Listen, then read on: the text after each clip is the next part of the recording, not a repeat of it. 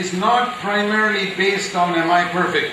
என்னுடைய நான் பூர்ணமாய் இருக்கிறேனா இல்லையா என்பதை பொறுத்து தேவனுடைய ஈவு அமைவதில்லை. That's the first thing we learn from this verse. God so loved.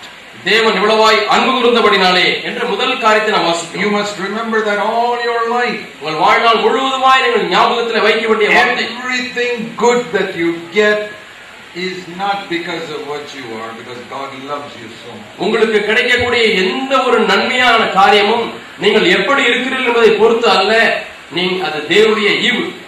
If you are healthy, நீங்கள் ஆரோக்கியமுள்ளவர்களாக இருக்கிறீர்கள், God loves you. அது ஏனென்றால் தேவன் உங்களை அன்பு கூறுகிறார். I cannot think of a single thing in my life that I got because I deserved it.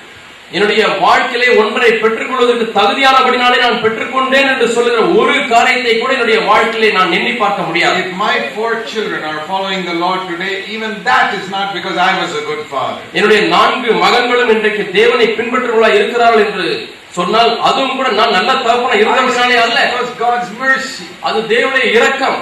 Everything good is God's mercy. ஒவ்வொரு நன்மையான காரியமும் தேவனுடைய இரக்கம் தான். If there's something wrong in my life, that's due to me. என்னுடைய வாழ்க்கையில ஏதாவது ஒரு தவறு இருக்கும் என்று சொன்னால் அதற்கு நான் பொறுப்பு. அது everything good is God's mercy. நன்மையான ஒவ்வொரு காரியமும் தேவனுடைய இரக்கம். You know, it's like this illustration I use. நான் பயன்படுத்துகிற ஒரு விளக்கத்தை சொல்கிறேன். If a little child draws a perfect picture, ஒரு குழந்தை அருமையான அழகான சித்திரத்தை வரைகிறது, because his father is a beautiful artist.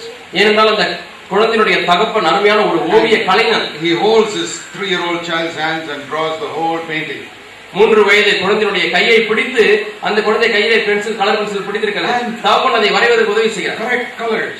சரியான கலர்களை எடுத்து such a beautiful painting, you cannot believe that 3-year-old did that. 3 வயது குழந்தை இந்த படத்தை வரைந்தது என்று நம்பவே முடியாது. அந்த அளவுக்கு அருமையான ஒரு அழகான காட்சி. But it was the 3-year-old's finger that did it. ஆனால் அந்த 3 வயது குழந்தையுடைய விரல்களிலே அது வரைந்தது. His father held the hand and drew it. ஆனால் அந்த குழந்தையுடைய தகப்பன் குழந்தையுடைய கையை பிடித்து அதை வரைய செய்தார். That is the Holy Spirit. இதுதான் holding us and doing. நம்மை பிடித்து அவர் செய்கிறார். And then some places where the picture didn't come correctly, அந்த படத்தை பார்க்கும்போது ஒரு சில இடங்களிலே சிறு கோளாறு, சரியாக படம் வரவில்லை. That is where the child was stubborn. No, that not like that. அந்த இடங்களிலே அந்த குழந்தை தாப்பும் கையை பிடித்து வரையும் பொழுது இல்ல நானே வரைகிறேன் என்று சொல்லி கொஞ்சம் கையை கெட்டியாக பிடித்துக் கொண்ட இடம் தான் அந்த இடம். All those places the picture got spoiled. அப்படிப்பட்ட இடங்கள் எல்லாம் அந்த படமானது கெட்டுவிட்டது. And that is where the picture gets spoiled in your life also. இதே போல தான் உங்களுடைய வாழ்க்கையிலே உள்ள படமும் கெட்டு விடுகிறது. Some places you say, Holy Spirit, no, I want my way here. சில இடங்களிலே ஆவியானவரே இங்க நான் ஏன் விரும்புகிறபடியே நான் செய்கிறேன் என்று சொல்லுகிறீர்கள். Okay, do it. சரி செய். That place your life is spoiled. அந்த இடத்திலே உங்களுடைய வாழ்க்கை கெட்டுவிட்டது. But everything good in our life